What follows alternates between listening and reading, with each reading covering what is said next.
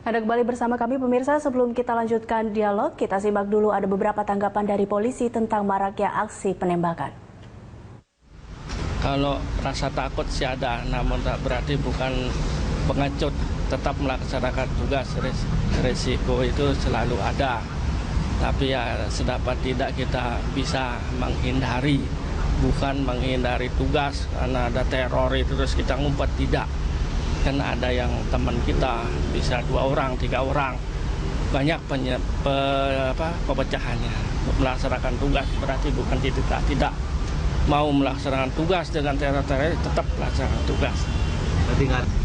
Untuk perasaan takut sepertinya tidak, karena emang setiap anggota Polri itu memiliki resiko seperti itu, Mas. Apalagi kita kan terbentur sama kasus-kasus teroris gitu. Walaupun kita emang bukan fungsi kita untuk memberantas teroris, tapi memang teroris itu menganggap sebagai institusi kita tuh sebagai musuhnya dia. Jadi ya memang resiko kita sebagai polisi. Sebagai anggota Polri sebenarnya kita nggak usah takut, apalagi kita sering jalan, masyarakat juga butuh kita sebenarnya. Jadi kenapa kita harus takut sama teror-teror yang sering nembak kita kayak gitu? Untuk itu ya tetap aja kita harus jalankan tugas, apapun resikonya ya emang itu udah tugas kita. Ya, Bang Yos dan juga Pak Paulus, ini kita lihat 2 di antara 3 polisi mungkin merasa tidak takut dan juga tetap merasa mereka harus melindungi warganya seperti itu. Mungkin ini kalau Pak Paulus sendiri melihat memang harusnya seperti apa sih akhirnya kepolisian bisa menjaga warga? Ya, saya kira kalau dia sekedar tidak takut dengan itu sangat-sangat wajar ya. Mereka memang harusnya tidak takut, yang memang tugas dia ya. Tapi yang menurut saya yang lebih penting bukan persoalan takut atau tidak takut yang ditekankan, tetapi lebih kepada bagaimana dia makin menyadari bahwa kalau masyarakat biasa yang melakukan itu ya. Nah, jangan sampai, maka mereka harus segera memperbaiki pelayanannya untuk masyarakat. Nah, termasuk tadi yang dibilang Bang Yos bahwa ya bagaimana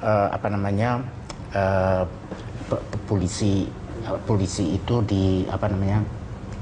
diberikan apa tadi Pak Bang Yos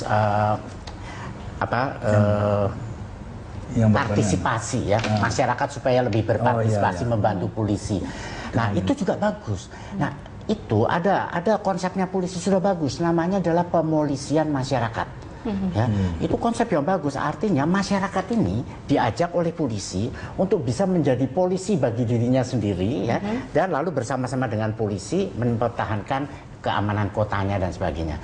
Itu ada konsep bagus, tapi nggak segera dijalankan seperti apa konsepnya, dan rakyat pun sebenarnya sudah menunggu supaya dia diberikan partisipasi yang lebih kepada keamanan kotanya. Jadi kayak Bang Yos tadi mengatakan kalau lihat sesuatu, wah bagaimana mencurigai itu, dan itu sebetulnya bisa dilatih juga rakyat. Jadi itu penting ya menurut saya, pelatihan itu atau mengajak rakyat semakin berpartisipasi. Nah, mengajak rakyat untuk berpartisipasi, Bang Yos, ini Bang Yos sendiri melihat Pemprov DKI sendiri atau Pemprov dan pemerintah sendiri untuk melihat atau memberantas teror-teror di Jakarta ini seperti apa sekarang? Ya, jadi kan di struktur ya pemerintah daerah dimanapun itu kan yang paling ujung ke sana ada RT, ada RW, di atasnya ada lurah.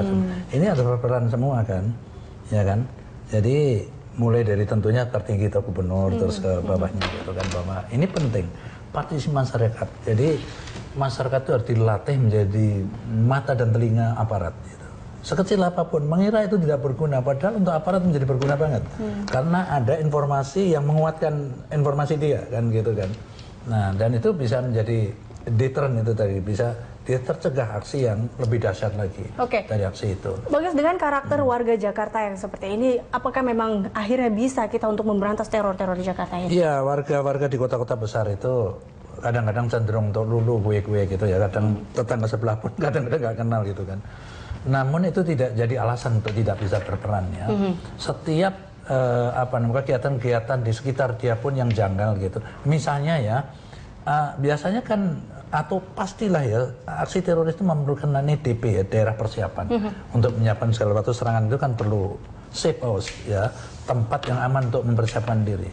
itu kan akan kelihatan tetangga kiri kanannya itu layak tidak kegiatan dia itu. Sebenarnya dari kemarin dia itu nyewa rumah itu apa sih kerjanya? Nggak jelas kan, itu dibiarkan saja sampai terjadi aksi. Oh baru gua heran, pantas saja. Udah telat ngomong kayak begitu kan. Itu sering Setelah terjadi baru rasa kan. itu muncul. Nah kembali kepada tadi ya, kita juga harus melihat secara objektif kondisi kepolisian kita ya, terutama terhadap rasio perbandingan antara polisi dengan yang dilindungi masyarakat. Ini saya yakini di semua tempat termasuk Jakarta ini tidak imbang, gitu kan. Nah oleh karena itu dan beban pekerjaan itu bertambah banyak setelah kita meninggalkan itu kan, TNI itu meninggalkan kegiatan-kegiatan yang berbau-bau pengamanan gitu kan. Nah oleh karena itu sekali lagi tidak usah risih, dan itu diizinkan di dalam undang-undang untuk kita meminta kepada aparat TNI gitu ya, yang saya bilang tadi patroli kan ya, untuk patroli gabungan, cover kekurangan rasio perbandingan TNI tadi, polisi tadi kan, itu menjadi bagian penting. Nah tentara itu biasanya cuman punya fasilitas kendaraan, bensin nggak punya. Nah disinilah pentingnya rapat muspida itu kan bisa diutarakan kan.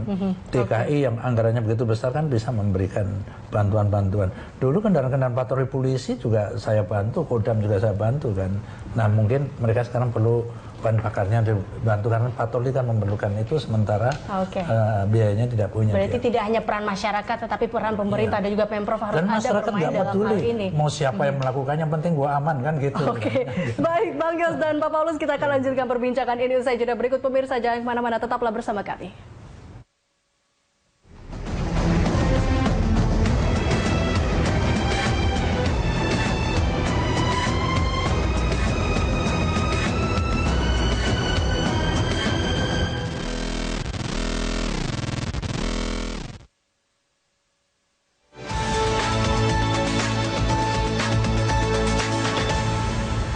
Suara Pembaruan, Today's Edition.